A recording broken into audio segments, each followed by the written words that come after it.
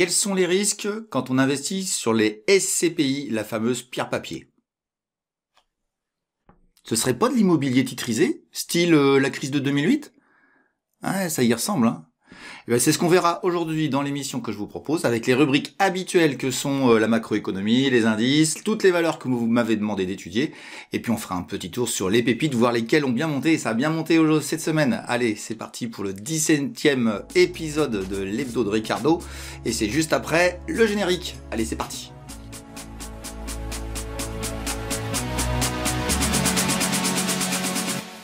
Bienvenue sur Fondamentalement Bourse, la chaîne des investisseurs qui ne se contentent pas d'essayer.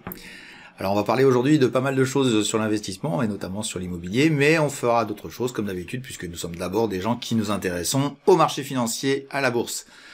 Je vous remercie tous pour votre fidélité et puis n'hésitez pas si vous découvrez la chaîne à vous abonner, à mettre la cloche et de telle manière à ce que vous puissiez avoir les notifications qui correspondent à mes vidéos quand j'en sors une nouvelle. Voilà, je vous souhaite une bonne vidéo et on va attaquer directement sur le sommaire du jour qui est extrêmement intéressant puisque on va parler évidemment de macroéconomie. On verra que à un moment donné il faut se poser la question si la France est si mauvaise que ça, parce que je trouve que en comparaison de l'Allemagne on est quand même, on n'a pas du tout à rougir de notre position. Et puis on verra ensuite sur la partie des titres du jour, hein, sur les SCPI, on verra un petit peu les dangers qu'il y a sur le sujet et le principal danger qui me paraît important sur ce type d'investissement et qui fait que moi personnellement, moi je suis pas du tout intéressé par ces types d'investissements. Ensuite, on attaquera les indices, on verra que ça monte, hein, ça monte tout le temps. J'ai jamais vu un été pareil et c'est la première fois je crois que je vois un été aussi fort, donc écoutez, on en profite, on continue à engranger des gains et on verra ça avec les valeurs qu'on étudiera ensemble. On verra évidemment les valeurs que vous m'avez proposées, ça ce sera dans la deuxième partie de la vidéo, et puis on fera un tour sur quelques pépites et on verra que ça monte fort cette semaine encore. Voilà, donc ce sera tout le programme de cette émission et on va attaquer directement avec la macroéconomie qui attaque juste après. C'est parti. Allez, c'est parti pour la revue macro de la semaine. Donc, je dirais qu'on commence par lundi où on a eu tous les PMI. Alors, c'est des prévisions. Ce sont les prévisions hein, de PMI qui sont tombées. Elles sont toutes mauvaises. Comme ça, c'est simple. Sur l'Europe, sur les US, c'est à la baisse, alors que les US beaucoup plus haut, hein, pas en contraction, mais beaucoup plus. C'était prévu plus haut et tous les chiffres sont mauvais. Donc, j'ai envie de vous dire, voilà, un beau florilège de révisions en baissière assez fortes, que ce soit en France, Allemagne, etc. Sur le manufacturier et puis sur les services aux États-Unis ici. Voilà, donc le ralentissement économique est en place, il est sous contrôle, entre guillemets, puisque on va avoir des révélations dans la semaine qui vont nous dire que finalement ça va pas si mal que ça. Donc ça c'est un sentiment intéressant de la part des directeurs d'achat, mais on verra plus tard. C'est pas voilà, moi je trouve assez impressionnant comment ça baisse et que il n'y a pas de crise qui se met en route. Voilà, on va revenir dessus tout de suite après. On a le sentiment du climat des affaires allemand qui est mauvais, donc voilà, tout le sentiment est mauvais, il n'y a pas de souci sur le sujet, on est tous d'accord que tout va être catastrophique dans les mois qui viennent. Il y a juste les Américains qui, eux, ils voient pas du tout le problème, puisque l'indice de confiance des consommateurs, lui, est en train de tout exploser, donc tout va bien du côté US de la consommation américaine. Bon, faut pas exagérer non plus, hein, moi je trouve voilà, c'est les Américains sont toujours positifs, voilà. On a la même chose au niveau des permis de construire juste après, où ça construit quoi. Enfin, moi je suis épaté, hein, mais ça construit. Il y a une crise immobilière plus ou moins en route, mais les mecs, ça continue. Voilà, ils sont impressionnants ces Américains. Bon, les ventes de logements, les gens se sont légèrement tassés. On peut pas dire que le chiffre soit exceptionnellement faible, mais ça se tasse un petit peu. C'est pas une catastrophe, mais moi, je m'attends à ce que ça baisse fortement, mais ça n'a pas l'air de vouloir. Alors, si ça baissait fortement, je vous le dis quand même, hein, les marchés pourraient quand même se retourner. Voilà. Et puis, on a quand même le clou du spectacle de la semaine, voilà, je remonte un peu, c'est la décision de la Fed, donc qui a remis une couche de taux d'intérêt supplémentaire. Moi, je vous le dis, hein, pour moi, ça devrait s'arrêter, ça s'arrête pas. Je l'ai déjà dit. Pour moi, j'ai le sentiment que c'est l'erreur qu'il fallait pas faire. Je me trompe, c'est pas grave, hein, je commente, je donne des avis, donc j'ai le droit de me tromper aussi, hein. Voilà, puis je le dis que je me trompe. Moi, je pensais vraiment que ça s'arrêterait et ils arrêtent pas. En même temps, j'avais dit, hein, j'avais dit que ça pouvait continuer et que ça allait être l'erreur fatale de continuer de pas savoir s'arrêter. On verra bien dans le futur, on verra. Mais là, ça va faire mal, hein, ça va faire très très mal sur la partie qu'on va expliquer dans le titre du jour. Ça va faire mal et ça continue et bon. Ils savent ce qu'ils font peut-être, mais peut-être qu'ils savent ce qu'ils font, mais ils savent pas que ils font peut-être ça dans leur intérêt, peut-être pas dans l'intérêt de certaines autres personnes. Par exemple, juste les gens qui vivent sur cette planète. Enfin bon, ça c'est un autre sujet. Allez, on continue sur cette semaine macroéconomique.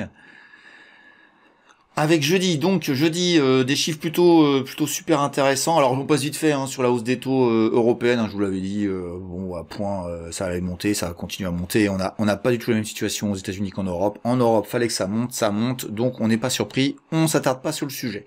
Ce qui est intéressant, c'est que le PIB est prévu baissier et il est haussier aux US sur le T2 et c'est une prévision, c'est pas définitif, mais bon voilà, prévisionnellement RAS, ce qui fait que les marchés continuent à monter, voilà, c'est qu'on a le scénario idéal pour les marchés qui va bien.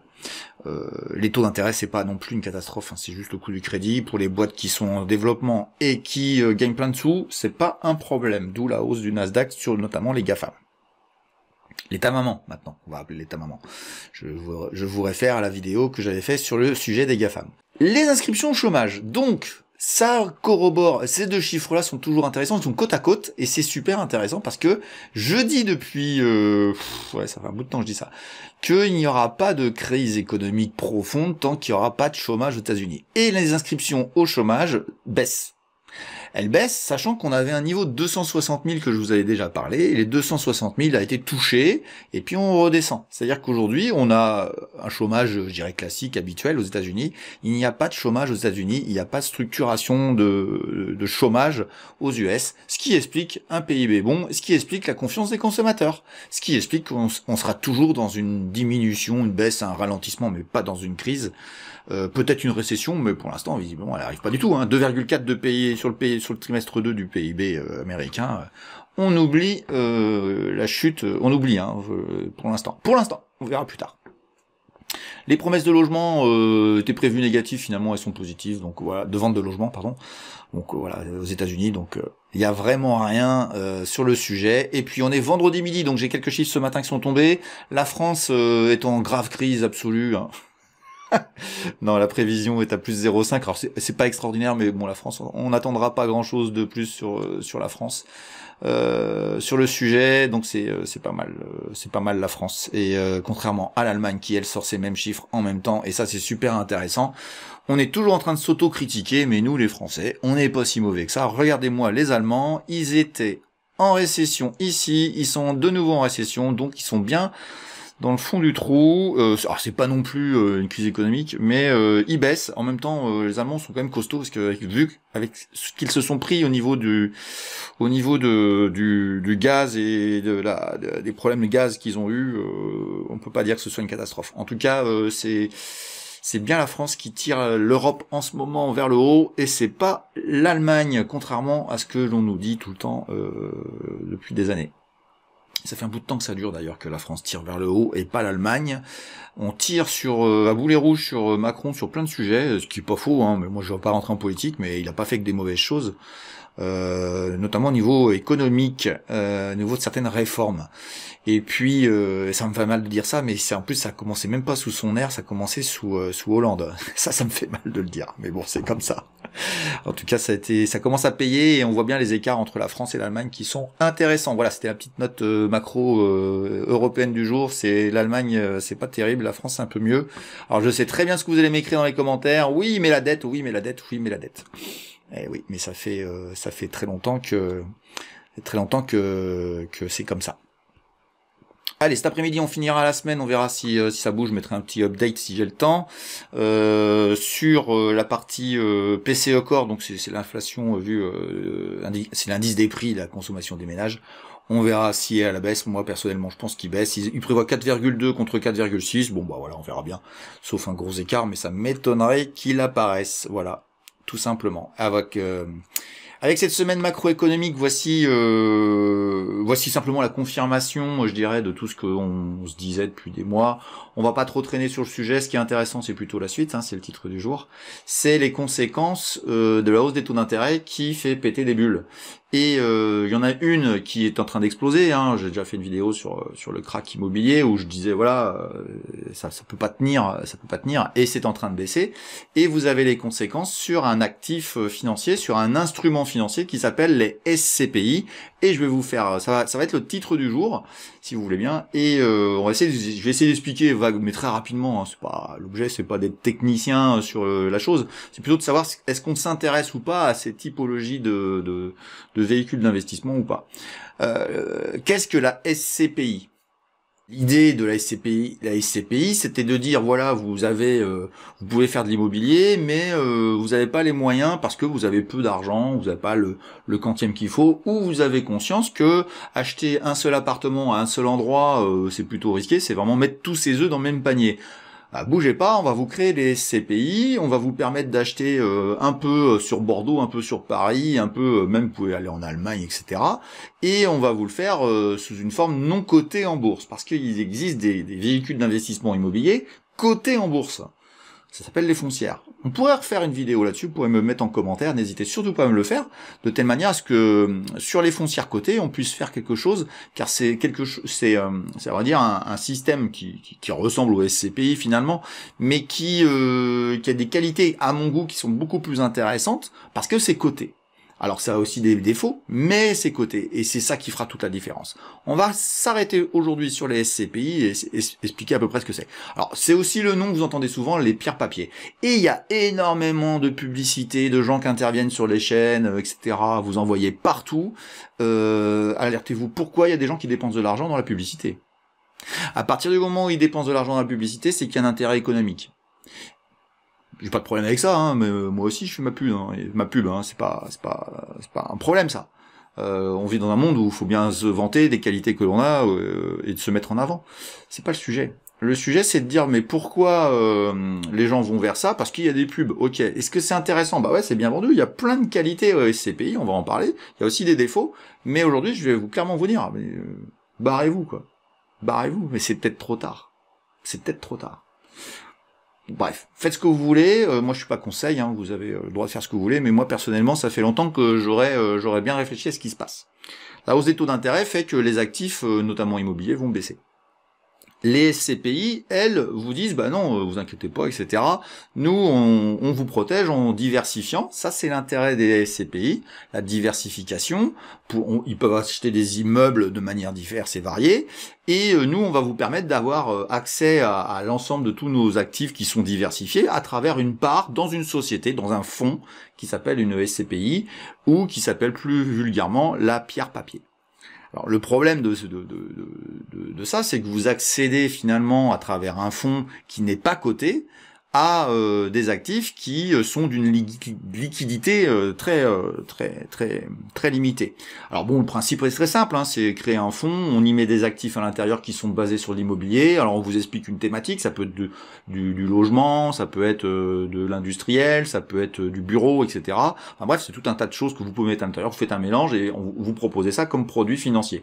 Vous prenez vos frais par-dessus pour payer la structure de la société qui crée ces fonds-là, et vous reversez de manière dividendaire aux actionnaires, hein, finalement, parce que vous êtes actionnaire de ces fonds-là, vous avez des parts de SCPI, et on vous reverse le résiduel, quoi. Super, c'est génial. Ah, c'est génial, mais il y a un principe fondamental en investissement qui fait qu'aujourd'hui, je suis pas, vous avez remarqué, je suis pas un fan de l'immobilier pour des raisons de liquidité. Mais là, je suis pas fan non plus des SCPI parce que c'est exactement la même problématique de liquidité. Alors sauf ceux qui sont avertis, qui ont vu depuis un an la hausse des taux, que ça allait avoir un impact effectivement sur l'immobilier et qui ont commencé à vendre leur participation, leur part de SCPI, eux, je dirais, ils regardent pas cette vidéo-là, ils sont avertis, ils vont pas la regarder. Mais vous êtes normalement, en tout cas, j'espère qu'il y a aussi des gens qui s'y connaissent, mais ce qui est intéressant dans ce que je vais raconter, c'est des gens qui s'y connaissent pas vraiment. Aujourd'hui, quand vous avez un retournement de marché, vous avez un problème de liquidité sur tout ce qui n'est pas liquide. la bourse, vous vendez, boum, il y a toujours la liquidité sur la bourse, quasiment sur l'ensemble de tous les actifs qui sont cotés en bourse. Mais quand c'est pas coté, il faut trouver un acheteur. Et quand vous êtes sur un marché type immobilier, même par le biais des SCPI, vous avez les mêmes travers que l'immobilier. C'est-à-dire que si vous n'avez pas un acheteur en face de votre part, vous êtes foutu. Parce que le fonds, lui, ne va pas vendre, ne va pas racheter votre part. C'est bien un acheteur qui va se proposer, qui va se présenter et qui va être acheteur de part. Ah bah il y a Monsieur Dupont qui vend, voilà. Et ils mettent en relation les acheteurs et les vendeurs. Donc, tant qu'il y a des acheteurs et qu'il y a des vendeurs qui sont pas supérieurs aux acheteurs, tout va bien. Sauf que là, il y a un tout petit problème, c'est que ça y est, l'AMF a balancé une alerte, et c'est bien qu'il l'ait fait, ils ont eu raison. Vous avez les premiers chiffres qui sont tombés, j'ai cru voir, c'était Amundi Immobilier, alors Amundi, c'est tout simplement l'un des plus gros en France, qui vient de réduire la valorisation de ses parts, il a baissé d'entre 12 et 17%. Je répète, 12 à 17%. Un crack immobilier, on nous disait, il y aura une baisse de 10%. Ça vient de descendre de 17 là. C'est la première salve. Il y a déjà d'autres gens qui l'ont fait. 17%. Le crack du Covid sur les cours de bourse, en moyenne, c'est 35 à 40%. On est déjà à la moitié du chemin en une fois. Ça vient de démarrer. Waouh. Posez-vous les bonnes questions. Posez-vous les bonnes questions quand vous investissez. Alors évidemment ceux qui sont dedans, ça va être compliqué. Je sais pas s'il faut sortir ou faut pas sortir. Et puis je suis pas là pour ça et je le répète, j'ai pas à vous dire ce que vous avez à faire. Mais réfléchissez dans tous vos investissements, quels qu'ils soient. Si vous êtes en train de chercher, mais dans quoi je vais mettre mon argent, réfléchissez toujours à l'idée de la sortie. Ne pensez pas d'abord à qu'est-ce que je vais gagner, pensez d'abord à qu'est-ce qui se passe si je dois sortir, si je dois me refaire du cash pour des problèmes personnels, parce que moi ça m'est arrivé dans ma vie, et je me suis retrouvé face à quelque chose d'illiquide, c'était ma maison. Il a fallu, et j'ai eu la chance de trouver des acheteurs. C'était en 2010. Donc 2010, je vous laisse voir, c'était catastrophique. On avait pris 2008 et 2009 dans la figure. On était au plus bas. J'ai eu de la chance. Mais vous pouvez ne pas avoir de chance. Donc si vous êtes à même de dire j'ai besoin d'argent aujourd'hui et que vous avez des parts de SCPI et que vous n'avez pas d'acheteur, vous êtes coincé. Vous devez baisser vos prix. Amundi est en train de baisser ses prix pour une simple et bonne raison, c'est qu'il n'y a plus assez d'acheteurs. Il n'y a plus assez d'acheteurs et puis eux, ils sont émetteurs. Donc un émetteur, c'est quoi? C'est quelqu'un qui émet de nouveaux programmes. Donc tout simplement, aujourd'hui, ils sont en train de construire. On voit encore des grues un peu partout, et puis j'espère qu'on en verra encore longtemps. Mais il faut vendre. Et ils sont en train d'amener des nouveaux produits sur le marché, il n'y a pas d'acheteurs. Donc ça, c'est la première salve qui se met en place. Vous avez la réaction immédiate de ceux qui disent, qui sont confort au niveau financier, qui disent non, mais bon, moi, je m'en fous, de toute façon, je suis long terme. Bon, bref, ok, admettons. T'es long terme, très bien, mais t'es long terme jusqu'à quand? Parce qu'il faut quand même savoir une chose, c'est que quand dans les marchés baissent, il y a un moment donné un phénomène de sell-off, de fin de baisse, et c'est là où ce qu'on appelle les mains faibles vendent. Les mains faibles, c'est les particuliers. Et qui achète les prix bradés, c'est plutôt les professionnels. Donc moi, vous faites ce que vous voulez. J'ai cru comprendre, j'ai cru voir et lire et entendre qu'il y avait quand même des grosses fortunes qui cherchaient à investir du cash. C'est peut-être ce qui va sauver le marché de l'immobilier dans les mois qui viennent, mais qui cherchaient à acheter à bas prix, en tout cas moins cher que ce qu'ils ont vu, des actifs divers et variés. Donc il y a peut-être les SCPI qui vont dedans. Mais pour l'instant, vous êtes face à un phénomène où il n'y a plus d'acheteurs. Et donc vous avez des vendeurs contraints, ceux dont je vous parlais, celui qui a un problème de vie, un divorce, un décès qui fait il faut payer la maison de papy mamie, il faut payer les droits de succession, et il n'y a pas de cash, donc il faut vendre la maison. Ça, c'est des ventes contraintes. Vous avez le même cas dans les SCPI. Et vous vous retrouvez face à une situation où vous avez des vendeurs et peu d'acheteurs. Les prix baissent. Ça, c'est le premier phénomène. Le deuxième, et c'est ce qui fait baisser les prix, les ventes contraintes. Et les ventes contraintes vous emmènent le dossier, qui fait qu'à un moment donné, des gens vont regarder le mouvement, ils vont voir la publicité arriver à la télé, mais la mauvaise, où on va vous annoncer qu'il y a des baisses de taux, des baisses de prix très importantes sur l'immobilier, et il y a un phénomène de panique qui peut se provoquer. À vrai dire, quand on vous dit ça peut paniquer, ça provoque la panique, c'est-à-dire que c'est un phénomène qui s'auto-alimente, qui est auto-inducteur de la chose. Voilà, vous en faites ce que vous voulez, ce que je dis. Mais les CPI, Le défaut, c'est pas d'aller sur ces dossiers-là, même si moi je trouve qu'il y a beaucoup de frais, je trouve que c'est pas très rentable, je trouve beaucoup de défauts à tout ça, mais c'est mon avis ça. Vous avez le droit d'aimer ça. Mais est-ce que vous avez pris l'ampleur de la situation concernant la liquidité? À vrai dire, le problème, c'est pas du tout de dire ce produit est mauvais ou pas mauvais. Il y a plein de gens très sympas, puis qui sont des professionnels qui font très bien leur travail dans le domaine. Le sujet, c'est est-ce que ça correspond à votre capacité à résister financièrement, hein, déjà, même pas psychologiquement, mais financièrement, à des baisses de marché. Ça, c'est pas facile. Et donc à partir de ce moment-là, si vous ne posez pas la question de la liquidité, bah vous faites une grave erreur d'investissement. La liquidité du titre que vous achetez, du titre de propriété d'une part de SCPI ou même d'une action, c'est exactement la même problématique. Est-ce que vous avez un plan? Est-ce que vous avez un plan si ça se passe mal, si ça tourne mal? Et je répète, c'est pas si ça tourne mal en bourse, ça peut être si ça tourne mal dans vos vies perso aussi. C'est-à-dire qu'il faut associer les deux. Moi, je vous dis ça, hein, c'est tous ceux qui vous font des leçons sur des sujets divers et variés et qui n'ont jamais eu de problème de vie dans leur vie, bah, ils savent pas ce que c'est que quand tu es acculé financièrement. Hein. Donc à partir de ce moment-là, ils voient pas la difficulté, ils ont jamais eu de problème. Moi je vous le dis, faites attention à la liquidité, quelles que soient les choses. C'est pour ça qu'aujourd'hui, moi j'ai un sentiment sur l'immobilier plus classique, hein, d'acheter un appartement pour le louer, etc. J'ai rien contre l'idée parce qu'il faut bien des locataires et il faut bien des propriétaires. C'est pas le sujet c'est la liquidité. C'est quand quelqu'un met tout son argent dans un actif qui est un appartement à louer dans une ville étudiante, etc. Ouais, enfin, je vous le dis quand même, hein, le summum de niveau de quantité d'étudiants est arrivé à peu près au niveau, et d'après les études démographiques, on est plutôt au sommet. On est plutôt au sommet, je vous le dis comme ça. Voilà. Est-ce que je suis acheteur, moi, d'un appartement pour étudiants dans le futur? Vous avez la réponse. Voilà. C'est-à-dire que, faut bien comprendre une chose, c'est que si vous ne considérez pas ça, vous prenez des risques. Alors, un risque, c'est pas automatiquement vous allez tomber. Mais le jour où vous avez un problème et que tout s'agglutine pas dans le bon sens, et comme disait Chirac, les emmerdes volent en escadrille, eh ben vous avez une nouvelle emmerde qui vous tombe dessus. Vous en faites ce que vous voulez, mais en tout cas voilà, c'était ma petite pensée sur les SCPI. Pour moi, les SCPI, c'est aussi des produits dangereux sur la liquidité. Faites attention. Et puis, par définition, j'avais vu quelqu'un le dire et c'était très intéressant, quoi que j'achète, je l'achète pas cher. C'est peut-être un peu cher en ce moment. Voilà.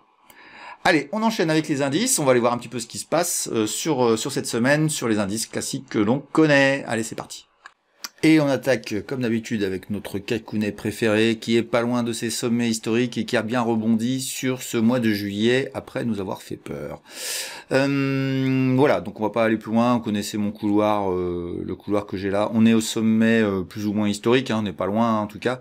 Certains voient déjà le CAC monter plus haut, oui, pourquoi pas, je sais plus, on va dire, sur le sujet, c'est pas... Puis, limite, c'est pas très grave. Ce qui est important, c'est de faire des plans et puis de voir si un petit peu ça va fonctionner. Moi, je suis plutôt bearish, je suis plutôt baissier quand même sur la saison estivale, en tout cas dans la notion de sell in May and go away. Je rappelle que le 1er mai nous étions fin avril nous étions ici, depuis ça a baissé, ça gigote, c'est en train de faire un petit couloir, il peut durer longtemps.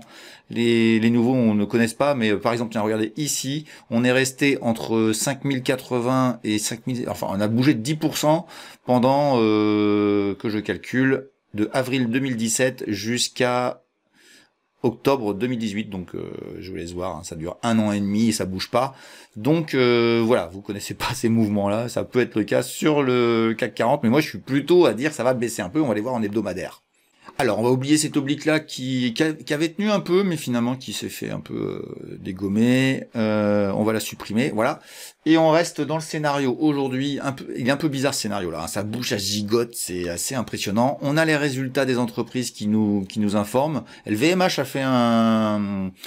a donné un mauvais résultat. Alors, donner un mauvais résultat quand on est à l'Himalaya et qu'on redescend un poil en dessous, je sais pas si c'est vraiment des mauvais résultats, mais enfin ça a été interprété un petit peu négativement. Bon, le luxe, je vous le rappelle, le luxe dépend de la Chine. La Chine, c'est pas formidable, donc on a le droit d'avoir un palier.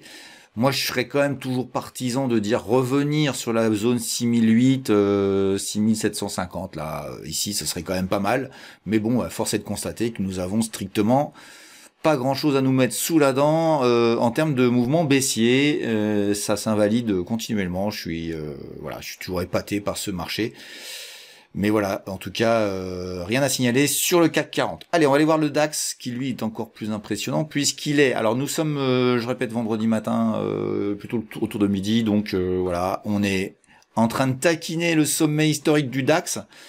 L'oblique que nous avons ici a été bien respectée. On va enlever les pointillés, on va considérer qu'elle devient pertinente. Et donc en dessous, on sera négatif. Évidemment, tout le temps au-dessus, bah, j'ai envie de vous dire, on reste dans l'idée de la hausse des cours. Sur le DAX, on va dupliquer ça pour voir s'il n'y a pas... Allez, on va mettre ça, on va mettre un petit pointillé, parce que je pense que c'est un couloir qui est en train de se mettre en place, enfin, qui est déjà en place depuis longtemps.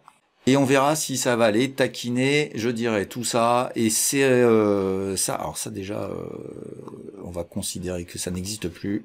Je mets à jour. Voilà, ça va être mieux comme ça. Et donc vous avez clairement une accélération au-dessus des 16 305. On a résisté, on avait cassé légèrement ici, on est revenu, on est repassé. Donc c'est une zone de résistance, hein, qu'on soit clair, de support, pardon. Et la petite résistance là que j'estimais me paraît de moins en moins valide. Pour moi, le DAX, c'est pas interdit d'aller chatouiller les 16 900. On serait donc à 3 points de ce haut-là pour ensuite peut-être avoir de nouveau une baisse. On verra bien. Impressionnant. Impressionné. On va aller voir le Nasdaq, on va aller aux États-Unis, voir la suite de ce que je vous raconte sur le sujet. Le Nasdaq. Alors, le Nasdaq, on avait tout shoté une oblique là intéressante, et je trouve que cette semaine, on est en train de confirmer l'idée que il est temps de respirer. Quand je dis temps de respirer, il est peut-être temps effectivement, parce que nous avons fait une hausse. Allez, tiens, on va la mesurer. On a fait une hausse de 49%. C'est hallucinant, en 7-8 mois, quoi. Donc il n'est pas interdit d'avoir un retour sur des niveaux. Donc tant qu'on est au-dessus, on est haussier, ça peut repartir, mais c'est pas interdit là.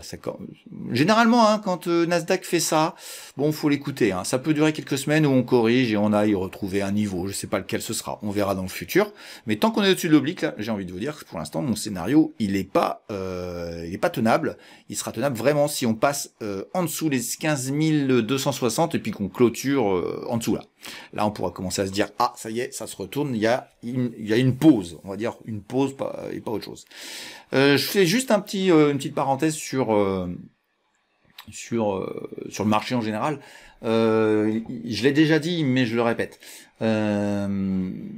L'Europe est en sous-performance, notamment au niveau des valeurs croissantes, en forte sous-performance par rapport aux US. C'est dû au taux d'intérêt, c'est dû au moment de macroéconomique entre les US et l'Europe. Moi, je pense que l'Europe, c'est là où il va y avoir de la progression, notamment sur les valeurs croissance. Donc, je dirais que c'est tout l'environnement dans lequel moi j'aime bien naviguer, parce que c'est simplement les dossiers qui ont la plus grande ampleur de progression, contrairement à des valeurs value où quand vous avez fait un plus 10, plus 20, c'est le bout du monde. Donc l'idée, dans la même période de temps, hein. Donc l'idée de dire aujourd'hui que le retour des valeurs croissance en Europe est devant nous, c'est vraiment quelque chose qui est profondément ancré en moi pour les prochains mois. Est-ce que j'ai tort, est-ce que j'ai raison, je verrai bien. Mais en ce qui me concerne, moi j'ai des plans, hein, j'achète, je vends, etc. J'investis, mais d'une certaine manière que mes élèves vous expliqueraient parfaitement comment je fais. Mais et mon portefeuille long terme il est comme ça, et je vois pas pourquoi il baisserait. Mon portefeuille long terme en 2022 il avait fait ça. L'idée qu'il faut retenir de ce que je dis, c'est que on peut avoir des mouvements qui se passent sur des indices divers qu'on suit, tout en ayant un portefeuille et le sentiment que dans les valeurs qu'on suit, c'est pas du tout ça qui se passe. Donc, c'est ça qui est intéressant. Je peux pas faire tous les indices du monde, hein, et puis c'est pas l'objet, mais sincèrement, je suis plutôt positif. Alors, en me disant aussi que peut-être que enfin, moi j'ai jamais vu un été aussi bullish que ce que je viens de voir. Hein. Qu'on soit très clair, bullish ça veut dire haussier. C'est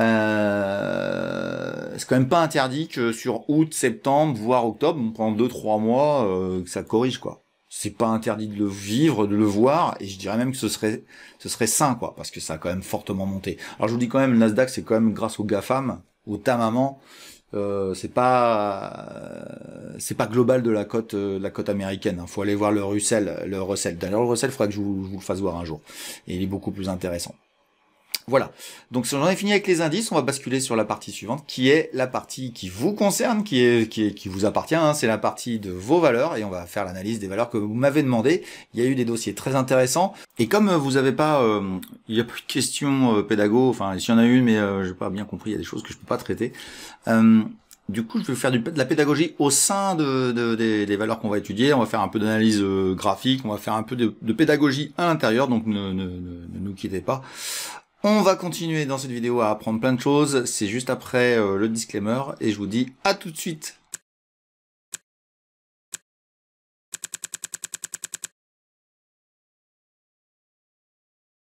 Le petit disclaimer qui permet de voir que je ne suis pas un conseiller et que tous les graphes que je vous présente sur tous les actifs ne sont ni des conseils d'achat ni des conseils de vente, mais juste mon avis.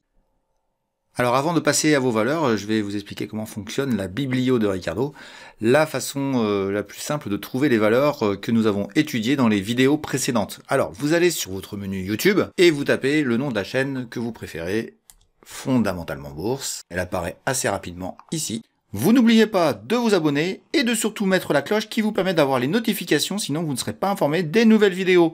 Voilà, on va aller directement sur la chaîne tout de suite. Voilà, vous arrivez devant le menu que vous connaissez peut-être déjà et vous allez aller taper ici le nom de la valeur que vous recherchez pour savoir si j'ai déjà travaillé dessus. L'idée que j'ai c'est BNP, par exemple, une banque française, et vous avez automatiquement la vidéo sur laquelle j'en ai parlé avec la date où ça a été fait. Sur ce cas-ci, c'était il y a 2 mois. Vous avez la possibilité ici de mettre soit le nom de la valeur, soit le code. Je vous conseille plutôt le code, parce que le nom de la valeur, parfois, il y a un tiret qui peut vous embêter, qui fait que moi, j'ai pas écrit de la même manière. Mais si vous mettez le code, normalement, si j'ai pas fait d'erreur de saisie, vous la trouverez. Et ça vous permet de voir l'analyse qu'on a fait. Pour aider l'algorithme à apprécier ma chaîne, je vous invite quand même à regarder toute la vidéo de telle manière à ce que je sois pas pénalisé. Et vous pourrez voir comme ça toutes les valeurs que j'ai pu étudier. C'est valable à peu près entre 3 et 6 mois. Après, vous pouvez me relancer pour faire une mise à jour sur la valeur que j'aurais déjà étudiée. Voilà, on va attaquer tout de suite les valeurs qui sont à étudier cette semaine, et je vous souhaite une bonne suite de vidéos.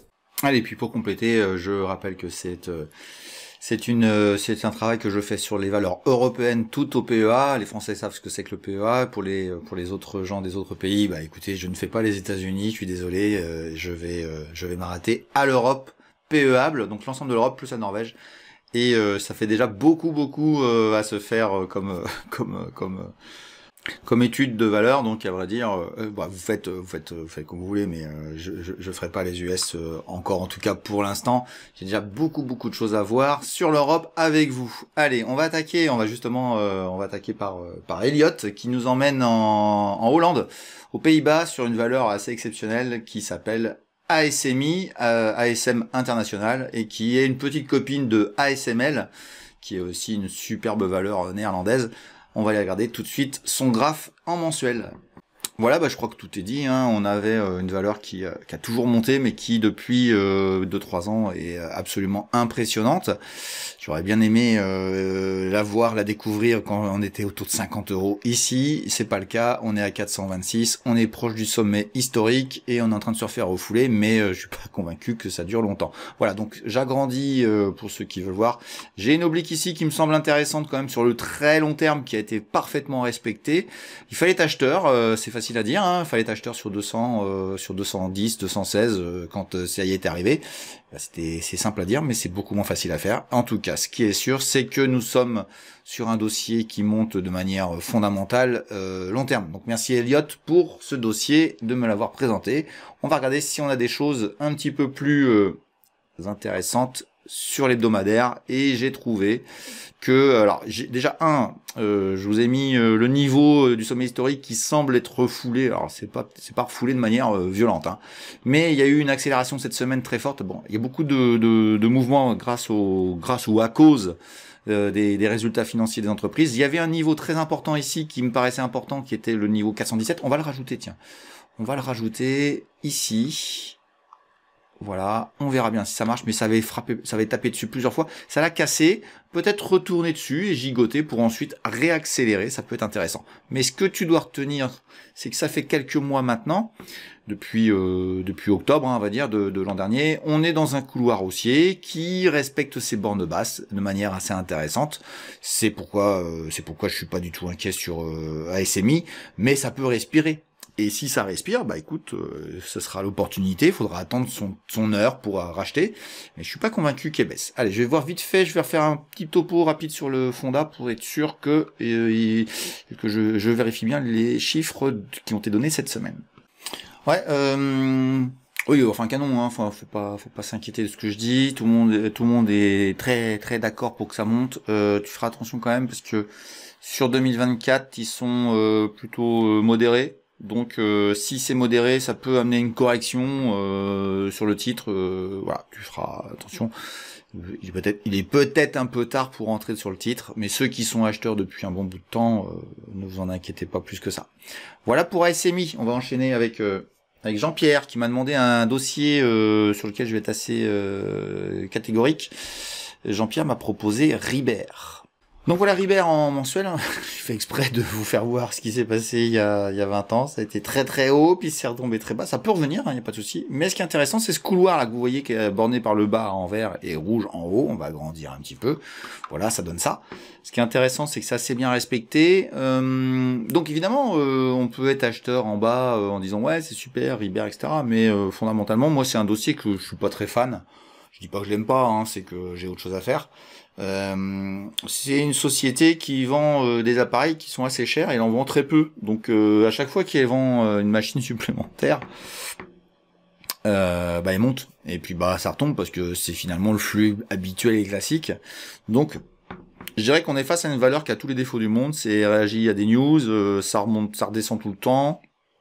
Voilà. Alors, ça n'empêche pas qu'on peut regarder ce qui se passe un petit peu plus court terme pour voir si vous pouvez trader ça. Mais trading, hein, moi personnellement en investissement, je suis pas fan du tout. Alors, voilà ce que j'ai à te proposer, Jean-Pierre, sur le côté hebdomadaire. Donc c'est vrai que c'est assez intéressant. Ce qui est intéressant, c'est la chose suivante, c'est qu'on tient actuellement, j'agrandis, on tient actuellement le niveau ici de manière pas trop mal, après une accélération qui a créé des volumes d'achat. Bon, voilà, chacun en fait ce qu'il veut. Ce qui est intéressant, c'est que ça a cassé ce petit range là qu'on avait depuis un moment qui butait sur 1,85€. Ce qui serait pas mal hein, pour le trader, c'est de revenir ici, que ça réagisse bien, que ça reparte et puis qu'il joue là-dedans. Ça peut être intéressant. Mais on a déjà eu des cas de retour violent. Voilà, paf. Tu vois Jean-Pierre, ça a fait ça. Après des volumes forts, hein, qu'on soit clair. On a eu des volumes forts ici, ça a aussi tergiversé de la même manière que nous avons là, et tu te retrouves avec de nouveau une chute qui fait que voilà, tu t'es fait invalider. Donc voilà, en termes de trading, c'est assez sympa quoi. Et puis si tu devais avoir vraiment un changement pour moi fondamental sur la valeur, il faudrait passer au-dessus de ça et de travailler au-dessus de manière assez importante. C'est pas ce qu'il se passe actuellement sur le dossier. Donc voilà, Ribert, moi j'ai jamais été fan, mais comme je vous dis, c'est pas parce que j'aime pas les tomates que vous devez pas en mettre dans votre salade. Hein. C'est pas interdit. Hein. Moi faites ce que vous voulez. Hein. C'est juste mon avis. Je rappelle que ce ne sont pas des conseils et que je donne juste mon ressenti. Voilà. Donc pour Ribert. Voilà, dossier, voilà, en plus c'est illiquide, ça bouge pas tout le temps, enfin bon, bref, j'ai pas d'intérêt trop sur ce titre-là. Voilà, on va enchaîner avec Ruo qui m'a parlé d'une valeur polonaise. C'est la première fois que la Pologne arrive, voilà pourquoi je vous disais que c'était intéressant aujourd'hui. On va aller se promener en Pologne tout de suite. J'en ai profité pour regarder les fondamentaux de Aileron, je sais pas comment elle s'appelle, enfin je vous mets le nom exact. Alors déjà la Pologne. Moi j'aime beaucoup la Pologne. Je suis plutôt voilà, je travaille pas du tout la Pologne, mais j'aime bien le pays. Il y a un influenceur très connu avec qui on a échangé sur le sujet il y a pas longtemps en off. qui m'expliquait tout le bien qu'il pensait de la Pologne au niveau trading, et moi je trouve qu'il a raison. Il y a juste qu'on a un souci, on était d'accord d'ailleurs, c'était le fait qu'il n'y a pas grand monde sur ce marché, les investisseurs internationaux sont pas spécialement présents sur la Pologne. Donc c'est beaucoup plus les pays dont je vous parle régulièrement qui fait que les Américains, hein, entre autres, sont intéressés. Ça n'empêche pas que bon voilà, le titre est plutôt intéressant.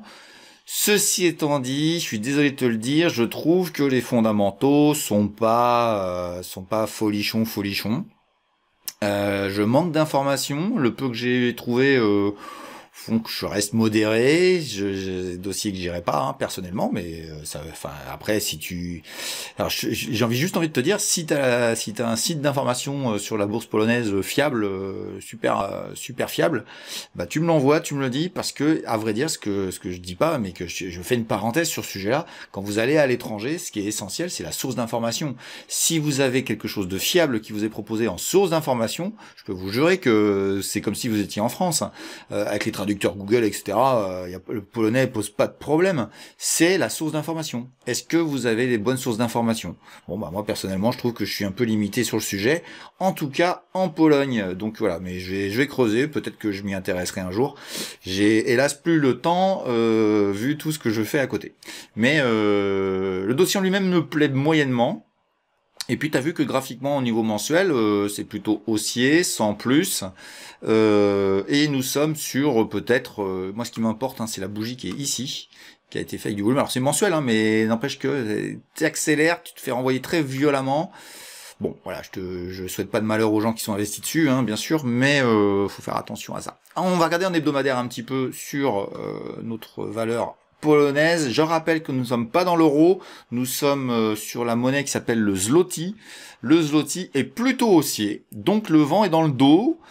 Pour les gens qui, je compare souvent le trading à du vélo, si vous faites du vélo, bah, sachez que le vent est dans le dos et que la monnaie vous aide à revaloriser votre portefeuille si vous avez de la valeur polonaise. Bon voilà, moi je suis pas vraiment la Pologne au niveau macro, je sais que c'est plutôt en bonne santé, mais voilà, avec l'histoire de la guerre, la proximité de la guerre, ça peut être aussi un souci, donc faut faire attention à ça par rapport à la Pologne, bon même si je suis pas convaincu du tout que la Pologne va se faire envahir par les Russes. Je vais vous faire un peu d'éducationnel à travers ce graphe. J'en profite pour vous dire, parfois vous devez dire mais pourquoi il met ça là et pourquoi il fait comme ça. Je vais vous donner un exemple. Ici nous avons une correction du titre, on a une accélération forte, on est en hebdomadaire et on redescend et on respecte un couloir de manière assez intéressante où on a des impacts pas tout à fait chirurgicaux, hein, mais c'est assez bien respecté quand même. Et puis vous avez la même chose ici et vous voyez bien que quand vous cassez, vous accélérez très fort. Et vous allez vous dire, mais qu'est-ce qu'il me raconte? Bah, tout simplement, je vais agrandir et je vais essayer de vous faire comprendre ce que je fais. Je vais prendre cette oblique-là, que je trouve assez pertinente, copier, et je vais la mettre ici. Et c'est comme ça que je trouve que ça peut être très intéressant. Vous avez vu, hein, vous avez 2 points d'impact, il n'y en a pas 3. Je pourrais mettre des pointillés, mais je vais pas le faire.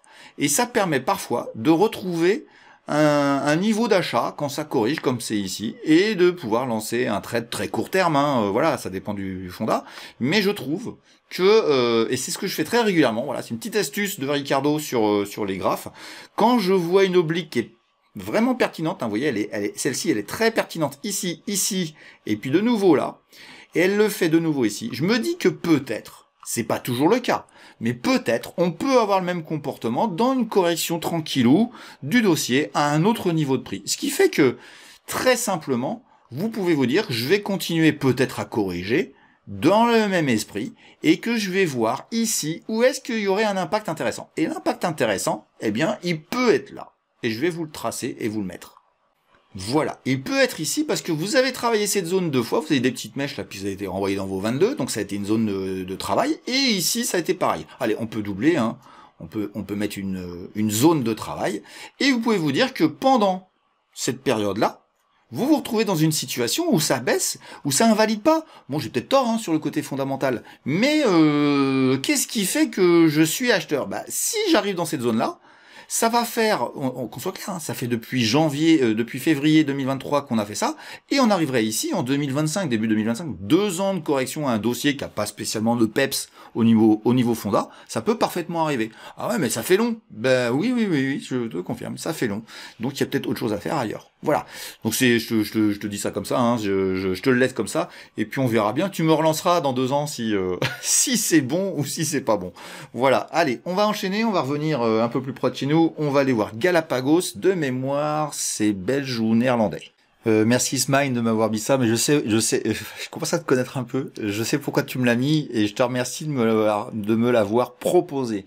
Donc voilà, en mensuel, voici une valeur qui a été explosive pendant 4-5 ans, qui a été adorée et qui s'est effondrée. À vrai dire, je pensais, sincèrement, hein, je pensais que c'était toujours perché là-haut, et que ça continuait à monter, parce que je me suis jamais intéressé à ce dossier-là. Je rappelle que c'est une biotech qui cherche des médicaments, enfin en tout cas, elle cherche peut-être vraiment, hein, j'en sais rien, on va dire. C'est un secteur d'activité que je fuis et que je fuirai toujours, car c'est l'inverse de la bourse. Ce secteur d'activité est l'inverse de la bourse, c'est du loto, et bien, on vient de prouver encore une fois que nous avons affaire à du loto. Je te le dis fondamentalement, mais je suis pas inquiet, je sais ce que tu me sors comme dossier, donc je sais que tu le fais vraiment pour l'intérêt de la vidéo. Enfin voilà, moi je m'intéresse pas du tout. J'ai failli vous dire, barrez-vous quoi. Vous savez à quoi ça ressemble là? On a l'impression que c'est l'Empire State Building là. Vous trouvez pas là, avec l'antenne, voilà. Donc vous avez fait la façade nord, vous avez la façade sud. Voilà, c'est catastrophique, hein. Catastrophique, et je peux vous certifier qu'il y a des gens qui sont encore dedans, qui sont acheteurs à 250. Moi j'ai un copain qui est sur Orange depuis 20 ans, hein, donc il a acheté à 250 euros. C'est à 36, pourquoi pas venir à 10, parce que je vous dis fondamentalement, il y a que dalle quoi. Il y a rien du tout, et ça perd du fric depuis des années. D'ailleurs, je vous le dis comme ça. Évidemment, je pourrais pas vous le prouver, parce que franchement, je raconte pas tout, puis la chaîne est trop jeune, mais ici, moi je comprenais pas pourquoi ça montait, ça m'intéressait pas du tout. Et puis je comprenais pas. Bon bah voilà, maintenant j'ai compris. C'était de l'espoir qui n'a jamais été satisfait. Voilà ce que sont les biotech, des espoirs jamais satisfaits, sauf des exceptions. Je vous ramène à la statistique. En statistique, ça veut dire que vous avez une probabilité très faible d'obtenir un bon résultat un jour. Il y a des spécialistes, hein, je sais à qui je pense, qui est très bon sur le sujet. Mais franchement, sincèrement, pour ceux qui sont pas spécialistes et qui ne font pas que ça et qui travaillent ça à fond, faut pas faire. Voilà, faut pas faire. Voilà, c'est mon avis, hein, mais bon, chacun en fait ce qu'il veut.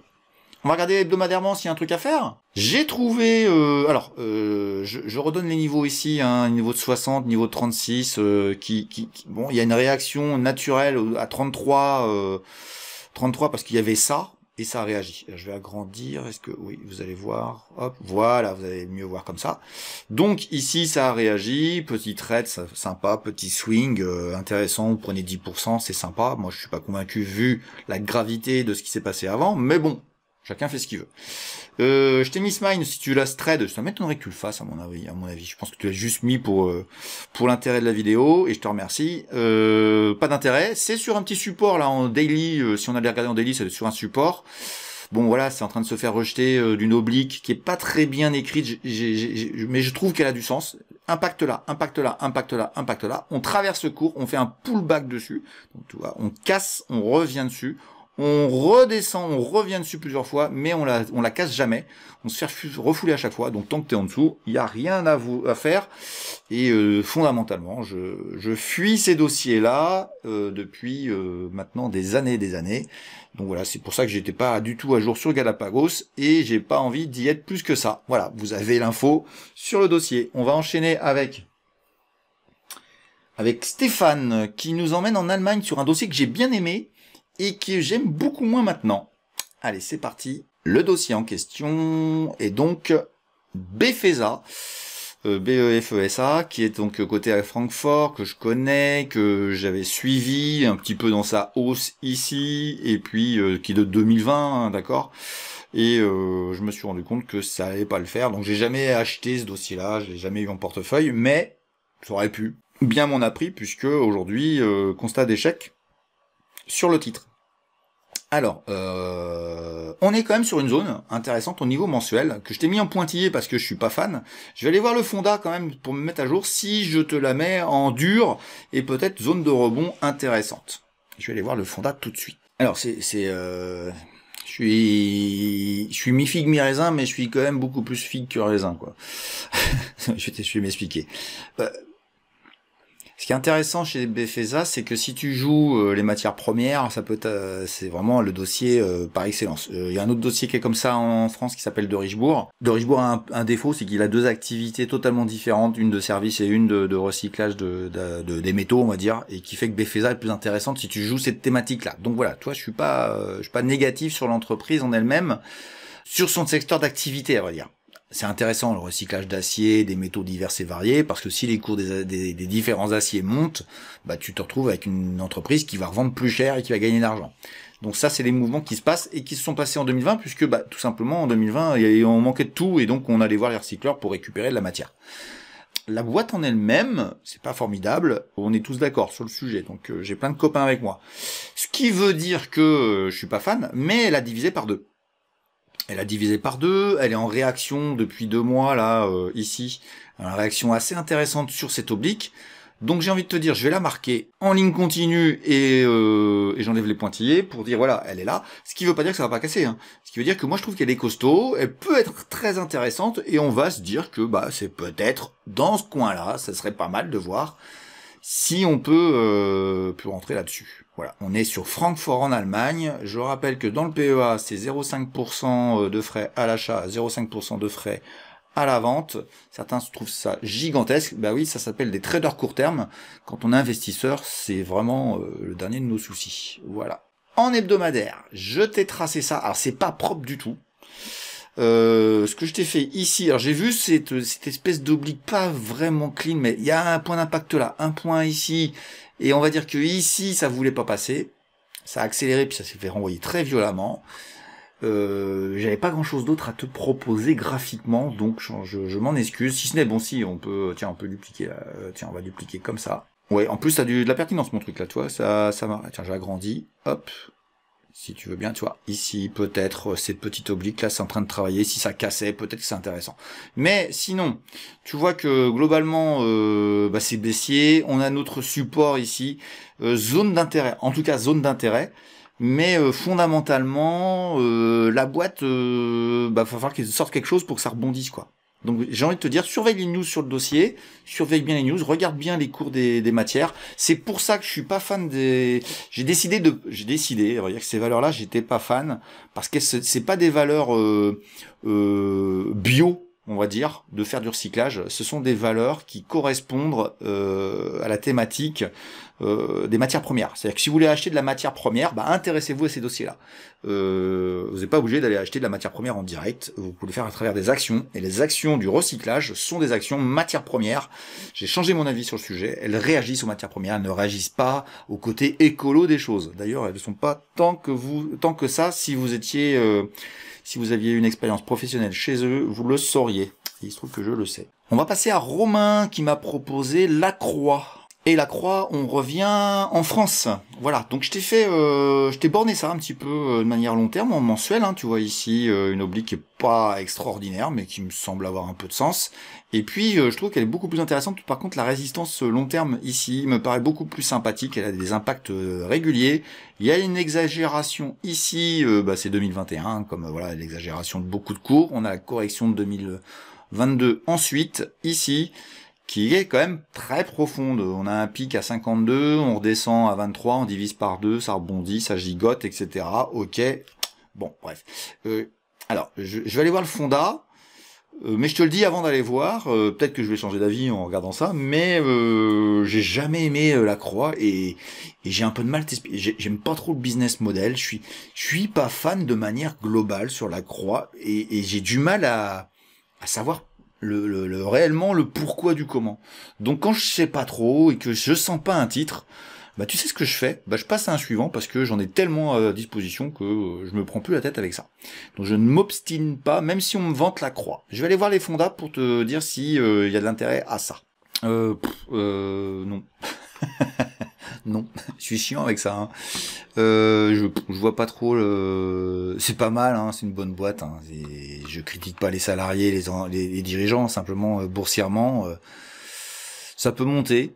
Ça peut baisser, et à vrai dire, du coup, comme j'ai pas de certitude et que je suis un peu au milieu de rien, j'ai tendance à te dire que personnellement, je ne m'y intéresserai pas, sauf retour vraiment vers les 25. Allez, on va aller voir en hebdomadaire si t'as des choses à faire quand même. Voilà, donc toi, ça me conforte encore plus que le mouvement là est en train de valider.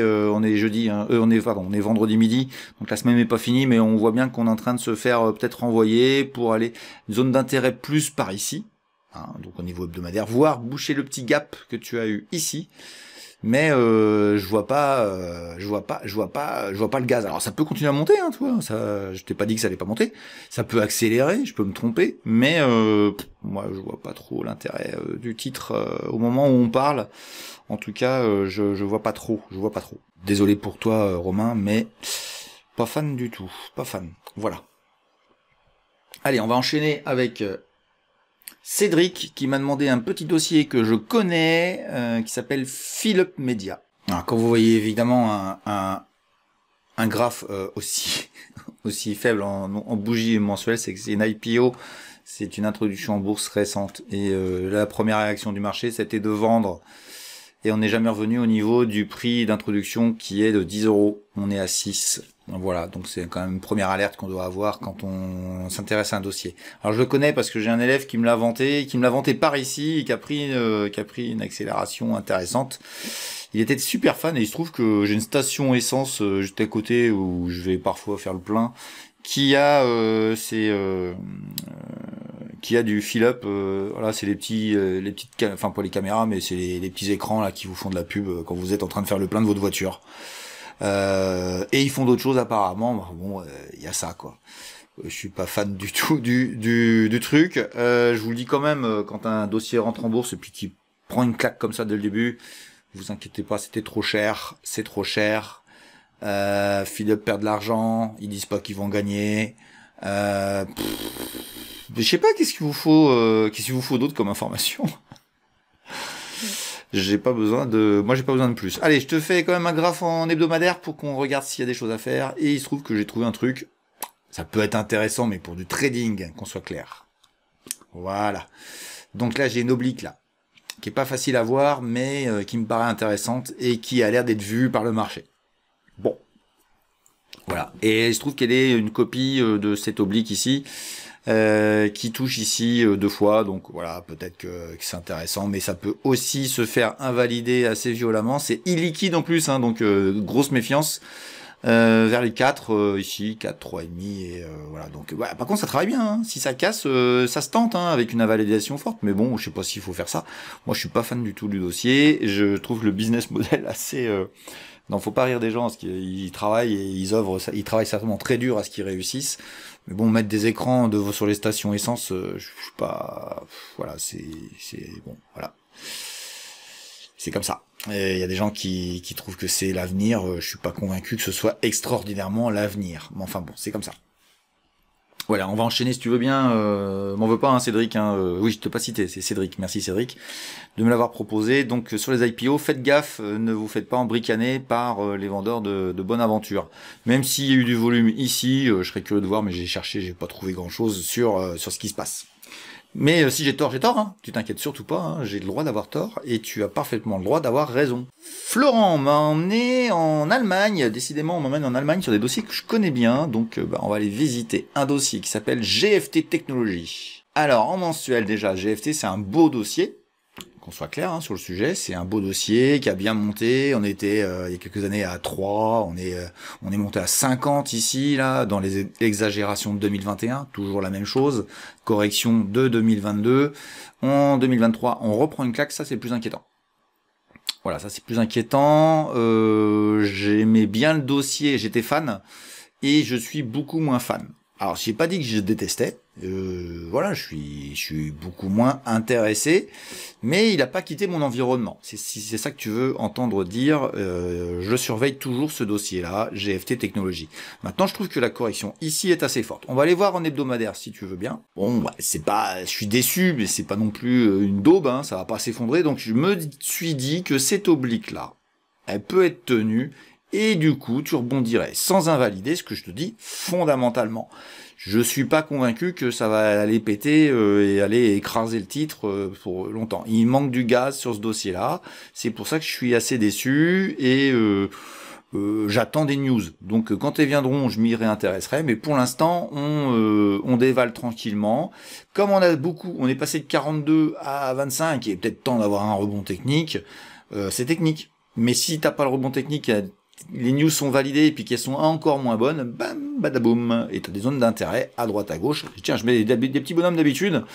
Bah écoute, je pense que on va en mettre un petit peu, on va mettre là, on va en mettre, et on peut considérer que ici, c'est plutôt intéressant. Mais je te le dis quand même, je resterai toujours très méfiant ici, et puis j'invaliderai ici. Voilà pour le traçage des graphiques comme on sait les faire sur cette émission. On va enchaîner si tu veux bien. Merci Florent pour m'avoir proposé une autre allemande. Je suis très friand des valeurs étrangères, ce qui fait un peu la particularité de cette émission. Fabrice m'a proposé un dossier. Merci Fabrice de m'avoir proposé, c'est super intéressant de m'en avoir parlé. C'est Lama. Et on va aller voir tout de suite ce qu'il donne. Voilà, donc c'est une introduction en bourse qui est pas très vieille, de 2018.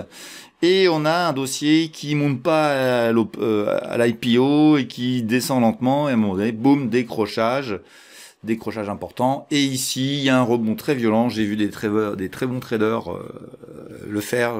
Mais c'est du trading. C'est pas de l'investissement. Et aujourd'hui, on vient de se faire renvoyer dans ces 22 sur ce mouvement qui a été certainement très exagéré. Voilà, bon bah en tout cas ça redescend ici et je dirais que bon ça peut se retrader hein, si vous voulez. Je vais aller voir vite fait les fondamentaux, sachant que tu m'as dit, je dirais qu'à travers ce que tu m'as dit, Fabrice, j'ai envie de te dire que t'as tout dit. Ils essayent de relancer un produit. Bon bah ils essayent. Hein. La bourse est en train de constater que c'est peut-être un essai qui va demander un peu plus d'effort, je sais pas. En tout cas, je suis pas fan. Allez, je vais voir les fondamentaux pour me faire un avis éclairé. Alléluia, ça y est, je l'ai retrouvé, c'est Target Stop. Je savais pas qu'elle avait changé de nom. Comme quoi, ils sont forts. Hein. Tous les gens qui font de la 3 petits points ont tendance à changer les noms de leur société. Comme ça, on les oublie. Voilà, c'était Target Stop. Bon, bah c'est des Belges. De mémoire. Attendez, je vais vérifier vite fait. Oui, je me suis pas trompé, c'est des Belges. Désolé les Belges. C'est bruxellois. Non, fais gaffe. Pourquoi ils s'appellent Lama, j'en sais rien. Peut-être qu'ils veulent, je sais pas, ils veulent vendre des disques de Serge, j'en sais rien. Mais ils veulent relancer un produit, je t'entends. Ouais, ils veulent, c'est bien. Mais ils ont prouvé leur incompétence pour l'instant. Enfin, leur incompétence, c'est pas d'incompétence, c'est que ça marche pas, quoi. Donc bah voilà, tu constates par le graphe qu'il faut faire attention. Et puis voilà, je dis juste une parenthèse. J'ai rien contre les traders. Hein, les traders qui ont des choses contre moi, mais par contre, j'ai rien contre eux. Surtout, mettez des stops.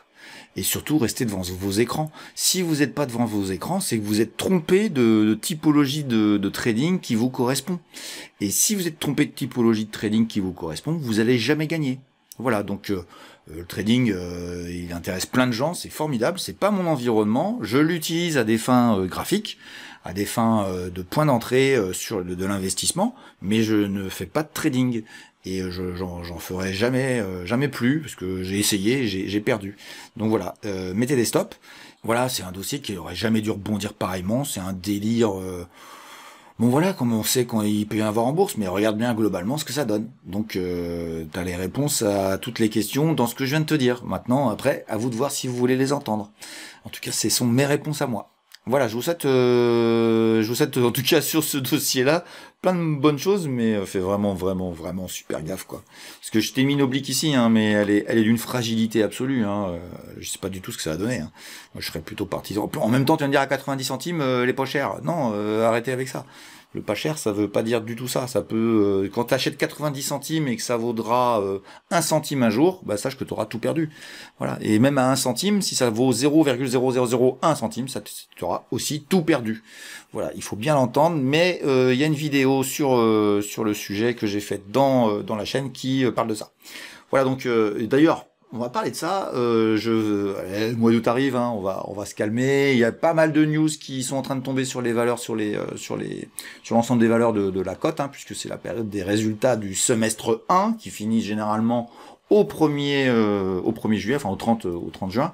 Donc vous avez pas mal d'informations qui tombent. Il faut se mettre à jour, il faut voir les réactions du marché par rapport à vos valeurs que vous avez en portefeuille ou qui vous intéressent, et puis bah, vous posez les bonnes questions, pourquoi ça baisse fort ou pourquoi ça monte fort.